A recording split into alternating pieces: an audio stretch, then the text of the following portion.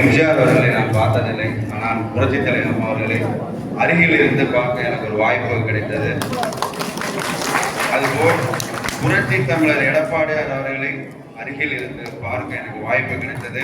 புரட்சி தமிழர் அம்மா எப்படி உங்களுக்கு நிறைய திட்டங்கள் வழங்கினார்களோ அதே போல் புரட்சி தமிழர் எடப்பாடியார் ஐயா அவர்களும் உங்களுக்கு எண்ணற்ற திட்டங்களை வழங்குவார்கள். நீங்கள் அதில் எந்த ஐயப்பாடும் வேண்டாம். இங்கே வருகை கொடுத்திருக்கும் அத்தனை கூட்டணி கட்சி சகோதரர்களுக்கும் என்னுடைய வணக்கங்களையும் நன்றிகளையும் அன்போடு தெரிவித்துக் கொள்கிறேன். அதே போல இந்த சைவர கூட்டத்தில் சிறப்பாக நடத்தி கொண்டிருக்கும் அருமை அண்ணன் தெற்கு ஒன்றிய செயலாளர் மற்றும் வடக்கு ஒன்றிய செயலாளர் அவர்களே, இருக்க எல்லாரும் பேரையும் சொல்ல நினைக்கிறேன். அதுக்கான நேரம் இல்லை, ஏன்னா ரொம்ப நேரம் ஆயிடுச்சு, வெயில் ரொம்ப இருக்கு, நீங்களாம் சம்பவம் பண்ணி எனக்கு தெரியுது. ஒரு சுருக்கமா ரெண்டே விஷயம் சொல்றேன். திமுகவுக்கு ஏன் வாக்களிக்க கூடாது, அதிமுகவுக்கு ஏன் வாக்களிக்கணும், அதே போல ஐயா ரகுபதிக்கு ஏன் வாக்களிக்க கூடாது, ஐயா வைரமுத்துக்கு ஏன் வாக்களிக்கணும்னு ரெண்டே பாயிண்ட்ல நான் முடிச்சுக்கிறேன். நீங்க கேட்டுக்கிட்டு இருக்கவங்கெல்லாம் போய் வேலையில பார்த்து 20 நாள் 19 நாள் தான் இருக்கு, சுறுசுறுப்பா தேனி போல செயல்பட்டா கண்டிப்பா 2011 32,000 வாக்கு வித்தியாசத்துல ஜெயிச்சாங்க. அதே போல நீங்க எல்லாரும் ஜெயிக்க வைக்கணும், எல்லாரையும் நம்புறேன். அதாவது திமுக ஆட்சி ஒரு எதுக்கு ஓட்டு போடக்கூடாதுன்னு இருக்கு முதல்ல சொல்றேன். இந்த மகளிர்களை பொறுத்தளவுல தாய்மார்களை பொறுத்தளவுல உங்களுக்கு ஏகப்பட்ட திட்டங்கள் அறிவிச்சாங்க. சிலிண்டருக்கு மானியம் சொன்னாங்க, இலவச சிலிண்டர் சொன்னாங்க, கொடுத்தாங்களா? 100 நாள் 150 நாளா போயிட்டு சொன்னாங்களா, செஞ்சாங்களா? 1000 ரூபாய் வழங்குறேன்னு சொன்னாங்க, மாதம் தோறும் 1000 ரூபாய் வழங்குறாங்க. அப்புறம் என்ன சொன்னாங்க, எல்லா குடும்பத்துக்கும் சொன்னாங்க. அதுக்கப்புறம் தகுதி பெற்ற குடும்பம் ஒதுக்குனாங்களா இல்லையா? ரைட்டு. அப்ப சொல்றது ஒண்ணு, செய்யறது ஒண்ணு. இந்த ஆட்சி கேடுகட்ட ஆட்சி அப்படின்னு நான் ஏன் சொல்றேன் அப்படின்னா, நான் 2 பெண் குழந்தைக்கு அப்பா. நீங்க எல்லாம் என் கல்யாணத்துக்கு வந்திருப்பீங்க, எல்லாரையும் நான் பார்த்திருக்கேன். நான் 2 பெண் குழந்தைக்கு அப்பா. இந்த சமூகத்துல ஒரு பெண் பிள்ளையை வளர்க்கறதுக்கு ரொம்ப ஐயப்பாடா இருக்கு. ஏன் என்று சொன்னால் 2.5 வயசு குழந்தைய திமுகவோட நிர்வாகி கற்பழித்து கொண்டிருக்கான். அந்த சீர்கிட ஆட்சியை நம்ம விரட்ட வேண்டும். அதே போல ஒரு சின்ன உதாரணம் சொல்றேன். நான் கோயம்புத்தூர்ல படிச்சுட்டு இருந்தேன். கோயம்புத்தூர்ல படிச்சுட்டு இருக்கும் போது இதே போல ஒரு நிகழ்வு நடந்துச்சு. நான் 10வது முடிச்சதுல டிப்ளமா படிக்க கோயம்புத்தூர்ல போய் படிச்சுட்டு இருக்கும் போது ஒரு சிறுபான்மையர் பொண்ணு, சரிங்களா, அந்த பொண்ணை அந்த ஓட்டுநர் கடத்தி, அந்த பொண்ணையும் அந்த சின்ன பையனையும் கடத்தி கொண்டே வால்பாறையில வச்சு கற்பழித்து கால்வாயில வீசினான். அத ஒரே வாரத்துல புரட்சி தலைவர் அம்மா அவர்கள் இன்றைய டிஜிபியா இருந்த சைலேந்திர பாபு கோயம்புத்தூர் கமிஷனராக பணியாற்றினர் என்கவுண்டர் செஞ்சாங்க. நான் படிச்ச காலேஜ்ல இருந்து 2 கிலோமீட்டர். இன்னைக்கு அது போல ஏதாவது நடந்திருக்கா? யாராவது பயம் இருக்கா? திருட்டு, வழிப்பறி, கொள்ளை, கற்பழிப்பு, இந்த விடியா திமுக ஆட்சியில விடிச்சிரு சொன்னாரு. என்னைக்காவது விடிச்சிருச்சா? தலைக்கு தலைவாணி வச்சுட்டு தூங்குறதோட பயமா இருக்கு. ஏன்னா அது போல இந்த சட்டத்துறை அமைச்சரை பத்தி நான் சொல்றேன். இதுல யாரும் வருத்தப்பட்டுக்காதீங்க. அதாவது 1991-96 மந்திரியா இருந்தார். எங்களை சொல்றாரு 2011 எம்எல்ஏ ஒரு முறை வாக்களித்தீர்கள், காவேரி கூட்டு குடிநீர் என்ற மகத்தான திட்டத்தை பெற்றுக் கொடுத்தார். அந்த திட்டம் வந்து ஒரு எனக்கும் அதோட வழி என்னன்னு தெரியல. ஒரு நாள் நமது அருமை அண்ணன் விஜயபாஸ்கர் அவர்கள் இங்க வந்து பிரச்சாரம் பண்ணும்போது சொன்னார், காவேரி தண்ணி இங்க இருக்கு, கரூர்ல இருக்கு, அங்கிருந்து ராஜ்யசபா போட்டு பைப்பு போட்டு இங்க வந்து இந்த சம்புல ஏறுதுன்னு சொன்னால் அந்த பெருமை நமது அண்ணன் வைரமுத்தவர்களை சார்பு சொன்னாரு. அப்பதான் எனக்கு அதோட வழி தெரிஞ்சிச்சு. ஏன் அப்படின்னா, நானும் விவசாய குடும்பத்தை சார்ந்தவன். நான் விவசாயத்தை போய் பார்க்கலன்னாலும் வயல்ல போய் பார்த்துக்குவேன். எங்க அப்பா அனுதினமும் எங்களை வயல்ல வேலை பார்க்குற எல்லாருமே பேசிட்டு இருப்பாங்க. எங்கள்கிட்ட தென்னை மரம் தோப்பு இருக்கு. அதுல பாத்தீங்கன்னா 10 போர் போட்டோம். ஒவ்வொரு போரும் 1000 அடி புகைதான் வந்துச்சு, ஒரு சொட்டு தண்ணி வரல. இன்னைக்கு பைப்பை தொடர்ந்தா காவேரி வருது, தண்ணி வருதுன்னு சொன்னா அந்த பெருமைக்கு சொந்த போயிடவர் ஐயா அவர்கள் மட்டும்தான். நீங்க 91ல வீட்டு வசதித்துறை மந்திரியா இருந்தீங்க, என்ன செஞ்சீங்க?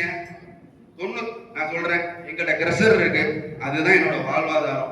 அந்த 86ல எங்கிட்ட கிரஷர் இருந்துச்சு. எங்க அப்பா 86ல ஒன்னும் எம்எல்ஏவோ மந்திரியாவோ இல்ல. 96 நான் உங்கள்கிட்ட ஓப்பனா கேட்கிறேன், 96க்கு முன்னாடி உங்களோட கல்லூரி இருந்துச்சா, 96க்கு அப்புறம் உங்களோட காலேஜ் வந்துச்சா, நீங்க எண்ணி பாருங்க. ரைட்டு. அது போல அடுத்து வந்து அவர் வந்து இப்ப 5 வருஷம் சட்டத்துறை அமைச்சராக இருந்தாரு. இங்கே நம்ம ஒரு நம்மளோட சிறப்பான திட்டங்களை அடுத்து ஒன்று சொல்றேன். போக்குவரத்து பணிமனை அது இருந்தா எல்லா குக்கிராமங்களுக்கும் பஸ் போகும், அந்த கிராமங்கள் வளர்ச்சி அடையும், மேம்படும். அதை இவர் கொண்டாந்தா இருக்கிற ஒரே ஒரு விஷயத்துக்காக அதை கிடப்பில போட்டு வச்சிருக்காரு ஐயா ரகுபதி அவர்கள். அது போல காவிரி கூட்டு குடிநீர் இங்க உங்களுக்கு கோர்ட்டு தெரியும், அவர் கொண்டாந்தது. இவர் என்ன இப்ப சொல்றாரு, உங்க ஊருக்கு வந்து நியாய விலை கடை கொடுத்தேன், கல்யாண மண்டபம் கொடுத்தேன், ரோடு போட்டேன், கலையரங்க கட்டினேங்கிறது சட்டமன்ற உறுப்பினராக சாதாரணமாக ஒரு கவுன்சிலர், மாவட்ட கவுன்சிலர் செய்யலாம். ஒரு மந்திரியா இருந்து நீ தொழிற்பேட்டை உருவாக்கியா.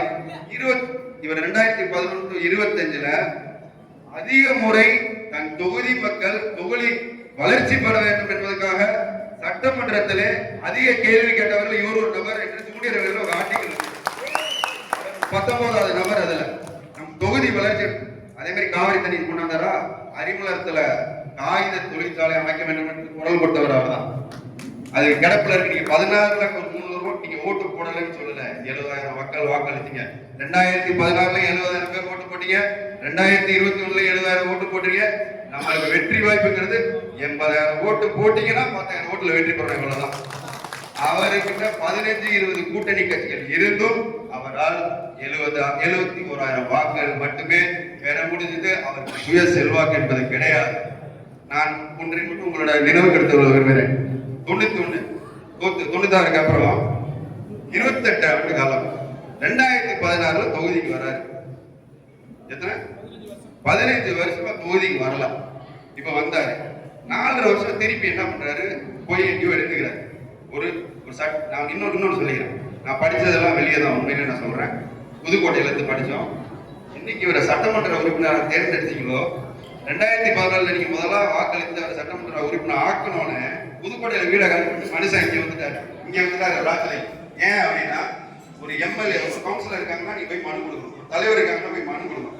எம்எல்ஏ எங்க போய் பார்க்க முடியும்? அந்த கிராமத்துல இந்த பகுதியில இருந்தாலும் நம்ம போய் பார்க்கணும். அந்த உங்களை நேசிக்கிற ஒருத்தர் தான் அந்த கிராமத்துல இருக்கணும். ஐயா ரகுபதி அவர்களுக்கு லட்சுமிபுரத்துல வீடு இருக்கு, ஏன் புதுக்கோட்டையில போயிருக்காரு? சொல்லுங்க. அப்ப அவர் வந்து அரசியலை தொழிலாக செய்கிறார். நல்லா புரிஞ்சுங்க, அரசியலை தொழிலாக செய்கிறார். அவர் என்ன நினைக்கிறாரு, பணத்தை வச்சு யார வேணா வாங்கிடலாம்னு நினைக்கிறாரு. அவர் நினைக்கிறது நடக்காது. ஆண்டவன் ஆசையோட உங்கள பேராதரவோட இருக்கும் கூட்டணி கட்சி நிர்வாகிகளோட சொல்ற இந்த முறை சட்டமன்ற தேர்தலில் நம்ம வெற்றி பெறோம். அதே மாதிரி உங்களோட இன்னும் ஒரே ஒரு விஷயம் அவரை பத்தி நான் சொல்றேன். பெருமையா அதை நான் வந்து ஒரு பையனா கண்டிப்பா அந்த இடத்துல நான் சொல்லி ஆகும். 2011-16 அவர் சட்டமன்ற உறுப்பினராக இருந்தபோது அவர் யார் இடத்துலயும் கை நீட்டி காசு வாங்க கிடையாது. நான் அது பையனா மாறு தட்டி சொல்லிக்குவேன் பெருமையா. யார் இடத்துலயும் நிறைய பெரியாத சொந்தக்காரர் யாரும் அவரை நீங்க சொல்ல முடியாது. இந்நாட்ட காசு வாங்கி ஏமாத்திரம் யாரும் அவரை நீங்க சொல்ல முடியாது. அதே போல கஜா புயல் வந்துச்சா நாங்க வந்தோமா, வீட்டுக்கு 5 கிலோ அரிசி கொடுத்தோம். நிவர் புயல் வந்துச்சா நம்ம வந்து பார்த்தோம். கிட்டத்தட்ட இந்த திருமயம் பகுதியில 400 வீடுகள் இடிந்து விழுந்துச்சு. 400 வீடு நான் போய் பார்த்தேன். அன்னைக்கு அப்பா சட்டமன்ற உறுப்பினர் கிடையாது.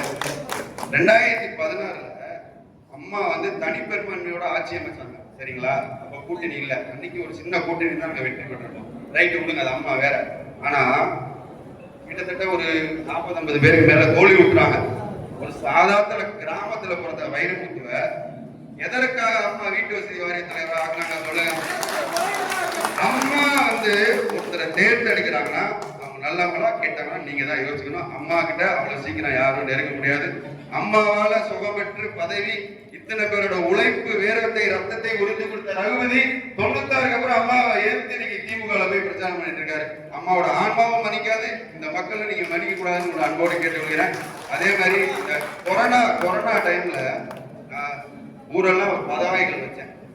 ஒரு நம்பர் போட்டு யாராவது உதவி வேணும்னு கால் பண்ணுங்க அப்படின்னு சொல்லி முதல்ல அந்த சிம்மை பார்த்துக்கிட்டே இருப்பேன். ஏன்னா ஒருத்தவங்க கூட நம்மளுக்கு ஃபோன் அடிக்கலையே அப்படின்னு. அப்புறம் பார்த்தா முதல்ல ஒரு கால் வந்துச்சு. அந்த கால் இது மாதிரி இங்க பேசுறோம், எங்களுக்கு பொருள் கொண்டாந்து கொடுங்க, கஷ்டப்படுறோம், கொடுத்தோம். நான் கிட்டத்தட்ட அதன் மூலமாக நம் தொகுதி மக்களுக்கு நான் கணக்கு வச்சிருக்கேன், எவிடன்ஸோட வச்சிருக்கேன். 10,000 குடும்பங்களுக்கு அரிசி பருப்புகள் கூட நேரம் சேர்த்தேன். அப்போ அந்த கஷ்ட காலத்துல உங்களோட இருக்குமா? நல்லதுல இருக்கும். இன்னைக்கு கிண்டல் பண்றாங்க, வைரமுத்து என்ன செஞ்சா, காலையில எழுந்திரிச்சா கேத்துக்கு போறாரு. இன்ப துன்பத்திலே பங்கல் பண்றாங்க. அவ்வளவுதான். அப்போ அந்த கொரோனா தொற்று நோய் தொற்று காலத்துல என்ன ஆயிடுச்சுன்னு பாத்தீங்கன்னா, நான் இந்த எல்லா பகுதியிலும் போகும்போது எப்படியோ எனக்கு வந்து கொரோனா வந்துருது. எப்படி வந்துச்சுன்னு எனக்கு தெரியல. ஒரே தலைவலி, தாங்க முடியாத தலைவலி. என் மனைவி தான் என்னை பார்த்துக்கிறாங்க. அதுக்கப்புறம் வந்து ஆஸ்பத்திரிக்கு போய் செக் பண்ணா எனக்கு கொரோனா பாசிட்டிவ். எங்க டெஸ்ட் கொடுத்துட்டு வந்துடும். டெஸ்ட் கொடுத்தா கலெக்டரேட்ல இருந்து அடிக்கிறாங்க. ஒரு அன்னோன் நம்பர் வருது. என்னோட எடுத்தா அந்த மாதிரி நீ குமாரசாமியா அப்படிங்கிறாங்க. ஆமா சொல்லுங்க. இந்த மாதிரி உங்களுக்கு வந்து கொரோனா பாசிட்டிவ் சொன்னோன்னா எனக்கு கண்ணில் இருந்து தண்ணி ஊற்றாரு. ஏன்னா அன்னைக்கு பெரிய ஒரு அச்சம், அந்த நோய் மேல ஒரு அச்சம். அதுக்கப்புறம் வந்துடுறேன். அன்னைக்கு தான் அப்பா அம்மாவும் சென்னை கிளம்பி போனாங்க. இங்கே இந்த சென்னை கிளம்பி போய் அவங்க அங்கே போய் டெஸ்ட் கொடுக்குறாங்க. அப்புறம் என்னைய நீங்க உங்களுக்கு ஆம்புலன்ஸ் அனுப்பிச்சிடுறோம், நீங்க மெடிக்கல் காலேஜ் வந்துருன்னு சொன்னாங்க. நான் ஆம்புலன்ஸ்லாம் அனுப்பாதீங்க, நானே வந்துடுறேன் அப்படின்னு சொன்னேன். அப்போ உள்ள போயில எனக்கு உண்மையிலே நான் அழுதேன். அங்கே பார்த்தா எல்லாம் உயிருக்கு போராடிட்டாங்க. அன்னைக்கு ஒரு மனிதன் நான் உணர்ந்தது என்னன்னா, காசு பணம் என்னங்க, மனுஷன் ஆண்டவன். அதான் அன்னைக்கு இதுல என்னன்னா தர்மம் நிக்குதுங்கிறதுக்காக நான் சொல்றேன். ஏன் சொல்றேன்னு சொல்றேன்னா, அடுத்த நாள் காலையில அப்பா அம்மா எனக்கு கொரோனா பயந்து சென்னையிலிருந்து கிளம்பி வராங்க. அவங்க வந்துட்டு இருக்கும்போது நாத்தாமலைக்கிட்டே அவங்களுக்கு கொரோனா பாசிட்டிவ் தாங்க. நான் வெளியே போயிட்டு வரேன், அவர் வெளியே போறாரு, உங்களெல்லாம் சந்திக்க வந்தாரு, அவர் கொரோனா. சரிங்களா? அப்ப மெடிக்கல் காலேஜில் அவருக்கு லங்ஸ் ஸ்கேன் எடுக்கும்போது 50% இன்வால்வ்மெண்ட் சொன்னார்கள். விஜயபாஸ்கர் இந்த போன்ல பேசுறாரு, தைரியமாறு மனசை திடகாத்தமா வச்சுக்கோ, ஆண்டவன் கைவிட்டுற மாதிரி சொல்றாரு. எப்படி இருக்கும் ஒரு பிள்ளைக்கு அதை கேட்கும்போது. அதற்கு பிறகு இங்க இருந்து அண்ணா எந்த மருத்துவமையா கொண்டே அவரை காப்பாத்திட்டு இருந்தாங்க. அவர் நல்லா இருக்காரு, அவர் எல்லாத்தையும் நான் நல்லா இருக்கேங்கிறாரு. பணம், பெரிய பணம், பணக்காரர்கள் விட்டா மிராசுகளே இந்த வியாதியெல்லாம் இறந்து போயிட்டார்கள். பணத்தை வைத்து இந்த வியாதியை காப்பாற்ற முடியலை, குணமும் செய்ய முடியலை. இதுல முழுக்க முழுக்க கடவுளோட ஆசி இருந்தால் மட்டுமே தான், உங்களோட வேண்டுதலோட இருந்தால். அன்னைக்கு அதே மாதிரி நாங்க இங்கிருந்து சென்னை மெட்ராஸ்க்கு கூட்டி போயிடறோம். மெட்ராஸ் கூட்டி போய் வயிற்றுல எல்லாம் ஊசி போறாங்க. நம்ம பிள்ளையா பார்க்க எனக்கு கஷ்டம், உங்களுக்கு தெரியாது. வயிற்றுல ஊசி, டெய்லியும் ஊசி, நம்மக்கும் அவருக்கு ஊசி. இப்பதான் படுத்துக்கணும், 24 மணி நேரம் குப்புறப்படுத்துக்கணும். அப்போ அந்த மியாட்டுங்கிற ஆஸ்பத்திரியில இருந்தா அப்ப அந்த அவரை அந்த ஆஸ்பத்திரியோட முதலாளியா வந்து பார்ப்பாரு. ரொம்ப நன்மையானவர் அவர். இன்னைக்கு நான் வந்து கடவுளோட ஒரு ஆளா வணங்குறேன். ஏன் சொன்னால், எனக்கு 2 நாள்ல நீ சின்ன பையன் வீட்டுக்கு போயிடலான்ட்டாங்க. 15 நாள் அவர் வாழ்க்கைக்காக போராடி அவரை நீங்க கொண்டாந்து கொண்ட விட்டுருக்கோம். நீங்க எல்லாம் கை விட்டுறாதீங்கன்னு பாடங்களை சொல்லி கேட்டு இங்க 20 நாள் மக்கள் எல்லாம் மனமாற்றத்தில் இருக்கிறாங்க.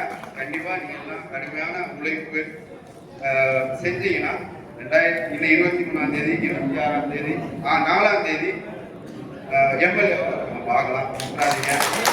4 நாளைக்கு அப்புறம் தான் எங்க அப்பா புலப்பாருன்னு அந்த டாக்டர் சொன்னாரு.